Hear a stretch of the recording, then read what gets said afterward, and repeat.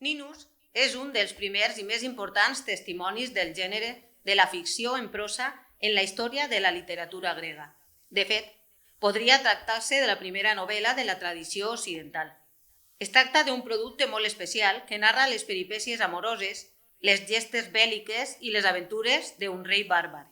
El relat se situa en un passat remot i en un context molt allunyat de la Grècia geogràfica, l'imperi assiri. Coneixem aquesta novel·la, perduda, gràcies a dos papirs, els fragments dels quals es conserven en museus de Berlín, Ginebra i el Caire. Es desconeix la procedència del papir de Berlín, mentre que el del Caire va ser trobat a Oxirrinc, una de les ciutats egípcies on s'han trobat més materials. Des del punt de vista bibliològic, els dos papirs són productes professionals de fabricació estàndard i daten dels segles I abans de Crist i I després de Crist. El papir de Berlín es va reutilitzar en època d'Adrià per a escriure un document. Reutilitzar el material, escriure per la cara de darrere del papir, es feia ben sovint perquè el rotllo verge era molt car. A més d'aquests dos fragments, compten amb un ostracon, que podria contenir un exercici escolar relacionat amb la trama de la novel·la. Podria tractar-se d'una redacció inspirada en la trama d'aquesta novel·la, encara que el text presenta problemes de lectura. Els ostracons eren trossos de ceràmica que es formaven quan la vaixella domèstica es trencava i s'aprofitaven per a escriure diferents tipus de textos infieri, encara que l'ús més freqüent era el polític, que és conegut com ostracisme. En aquest cas, els trossos trencats s'utilitzaven com a papereta, a l'hora de votar l'expulsió de la ciutat d'aquell ciutadà acusat d'haver posat en risc la mateixa democràcia.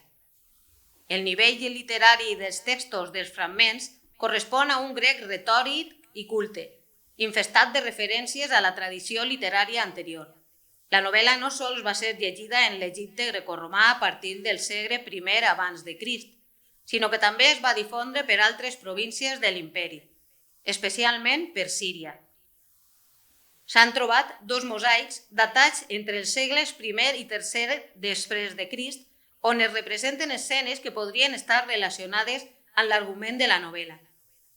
Una de les peces ha aparegut a Dafne, prop d'Antioquia, sobre l'Orontes, en una luxosa villa que es coneix com The House of the Men of Letters, perquè en la mateixa casa es va descobrir un altre mosaic amb una representació de Metíoc i Partènope.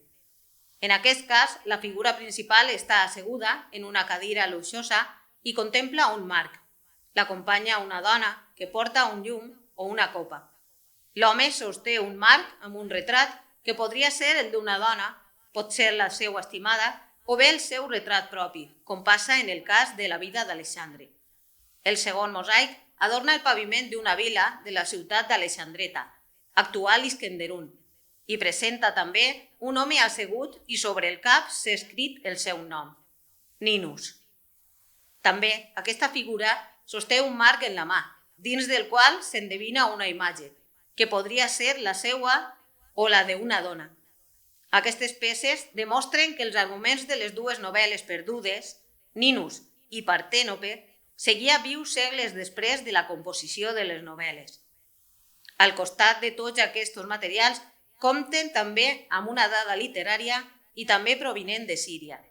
En aquest cas, procedeix de la ciutat de Samòsata, veïna d'Antioquia i Alexandreta, d'on era oriünd Llucià. Aquest autor cita Ninus junt amb Aquil·les i Metíoc en el Fals Sofista. Llucià es refereix a aquest com a personatges de declamacions retòriques pronunciades en teatres. Metíoc és també protagonista d'una novel·la perduda, per la qual cosa ens hi referirem més endavant.